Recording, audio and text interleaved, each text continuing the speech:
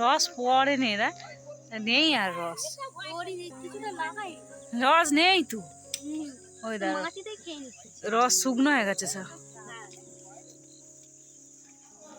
রস নেই। তার কটা গুড মর্নিং বন্ধুরা, সবাইকে জানাই মনুর ফ্যামিলি ব্লগের পক্ষ থেকে অনেক স্বাগত। তো আজ যাচ্ছি মায়ের বাপের বাড়ি, মানে মামা শ্বশুর বাড়ি। তো সকাল সকাল রান্না বান্না কমপ্লিট করে নিয়ে বেরিয়ে পড়ছি সাজগুজ করতে, কারণ শীতকাল তো দেখবে চান করার পর এটা মাখো সেটা মাখো, যেন ঝামেলা, আর না মাখলেও কোথাও বেরোনো যায় না, ও একটার পর একটা লেগেই থাকে। তো চলো, এদিকে রান্না বান্না তো কমপ্লিট করেছি, কারণ বাপি থাকবে, সৌমেন থাকবে, আর মা আর আমি যাবো দুজনে। তো সেই রকম বুঝে রান্না বান্না করেছি, করে ব্যাস বা রেডি হয়ে নিয়ে যাচ্ছে দুপুরবেলা।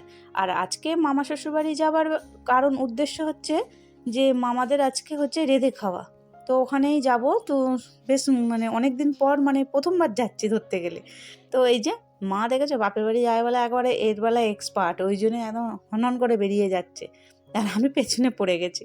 তো খুব আনন্দ, বাপের বাড়ি যাচ্ছে তো, আর আমিও মামা শ্বশুরবাড়ি যাচ্ছি, আর আমার মামা শ্বশুরবাড়ি যেতে বেশ ভালো লাগে, সবাই সত্যি খুব ভালোবাসে আমাকে, গেলে বেশ আনন্দও হয়। আর এইটা হচ্ছে বারালিপোতার রাস্তা। আর এই রাস্তাতে দেখতে ছোটোবেলায় যখন মনে হতো না যে একটা গাড়ি কোনো ঢুকলে বাচ্চারা তার পেছনে পেছনে কি সুন্দর দৌড়াতো, বা মানে বাড়ির বড়রা বারণ করতো এই ছুটিস না, কিন্তু কেউ আর শুনতো, আমরাও করেছি। কিন্তু দেখো এখন আর সেই দিনকাল নেই, এখন বাচ্চারা নিজেদের ফোন নিয়েই ব্যস্ত, কোথায় আর খেলাধুলা, তাই না? আর ভাড়ালিপোতার চাষবাস ধরতে গেলে সত্যি উঠেই গেছে, নাহলে এই মাঠ দেখো না খালি পড়ে থাকে।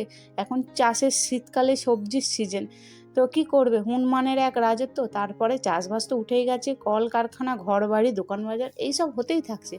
মাঠ দেখবে দুদিন পর থাকবে না, গ্রাম বাংলার দৃশ্য আস্তে আস্তে কমতে থাকছে, শহরের মতো দুদিন পর হয়েই যাবে। আমরা নামেই এবার গ্রামে বাস করি বলবো। তো আর আমার এইদিকে জায়গাটা এত ভালো লাগে কি বলবো, সকালবেলা তো আরও সুন্দর লাগে, এখন যেহেতু অনেকটা রোদ পড়েছে, আর আজকে রোদের টেম্পারটাও বেশ ভালোই আছে জানো তো। আর আমাদের এই দিক দিয়ে যে পঞ্চবটি যাওয়ার রাস্তাটা বেশ সুন্দর লাগে।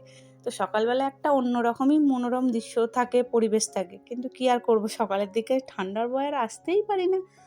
তো চলো, যেতে যেতে চলে এসি ভাড়ালিপোতায়। আর ভাড়ালিপোতার মা কালীর, এই যে শ্মশান কালী মায়ের মন্দিরটা নতুন করে রূপ মানে হচ্ছে, তো পুরো একদম সাদা মার্বেল দিয়ে তৈরি, তো সুন্দর হচ্ছে, আর এত সুন্দর লাগছে দেখতে। তোমরা কি বলো, জায়গাটা কেমন লাগছে অবশ্যই আমাকে বলো। তো আমাদের তো এই জায়গাগুলো এত পছন্দের জায়গা, কিন্তু মনে হয় যে বাড়ির থেকে সামান্য একটু দূরেই, কিন্তু হাঁটতে হাঁটতে মনে করলে আসা যায়, কিন্তু কি আর করব, ঢপ নিয়ে বসে থাকি, এটা নয় সেটা নয়, বেরোলে ঠান্ডা লেগে যায়। তো এই নিয়ে নানান বাহানা দিয়ে আর আসা হয় না, ওই যখন আসে তখনই মনে হবে আসবো। এই যে মা আমি যাচ্ছি, আর সঙ্গে নিয়েছি বর্ষাকে, যে চল ঘুরে আসবি।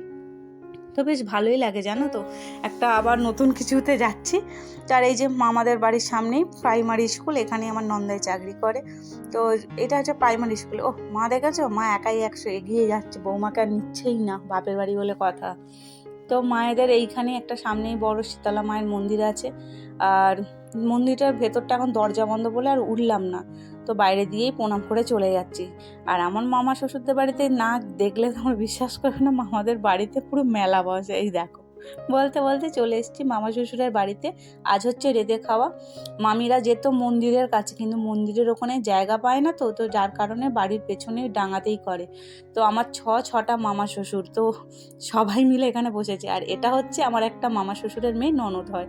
তো ওর এই মানে গত সপ্তাহখানেক আগেই হয়েছে, একটা টোটোতে যাচ্ছিল, টোটোটা উল্টে যেয়ে ওর হাত মানে ভেঙে গেছে, ওখানে পাদ বসি অপারেশন হয়েছে। তো ওকে আমি ডিটেলসে কিছু দেখালাম না, যেহেতু ও এই অপারেশন থেকে উঠেছে, ওই জন্য ওকে আর দূর থেকেই দেখালাম জাস্ট। তো ব্যাস মামাদের এসে দেখছিলাম তখন, তো মানে ভাত ফুটছে আর কি, আর এসে যে সবাইকে সাহায্য করছি, মামিদেরকে বলছিলাম কিছু করে দেবো, কোনো মামিই করে দিতে বারণ করছে, না করতে হবে না, তুমি এসছো বসো আনন্দ করো, ভাগনা বউ বলে কথা, অনেক আদরের, খুব ভালোবাসে, সব কটা মামি এত ভালোবাসে।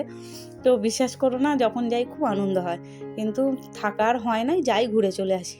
তবু সেজো মামিকে বললাম দাও না কিছু করি, বেশ আমারও ভালো লাগে। তো মামি বলে বসো তাহলে, বলেই মামিদের হাতাহাতি যেমন পাচ্ছে তেমন, জানো তো এখানেও ভাতে ভাত যেমন আমাদের করেছিলাম, পুরো সেম একই জিনিস, শুধু একটা জিনিসই মামিদের দেখলাম, সেটা হচ্ছে করলা ভাতে, যেটা আমাদের ছিল না, মামিদের আছে। তো বেশ ভালো লাগছে জানো তো, সবাই মিলে হই হই করে খাচ্ছি। আর আমি ভাগ্না বউ বলে আমার ব্যাপারটা একটু স্পেশাল, যার কারণে আমি ছোট মামা শ্বশুরের পেতলের থালাতে না কাঁসারের থালাতে আমাকে ভাত দিয়েছে। বেশ ভালো লাগে বলো কাঁসারের থালায় ভাত খেতে, আবার শ্বশুরের থালাতে, কি ভাগ্য আমার।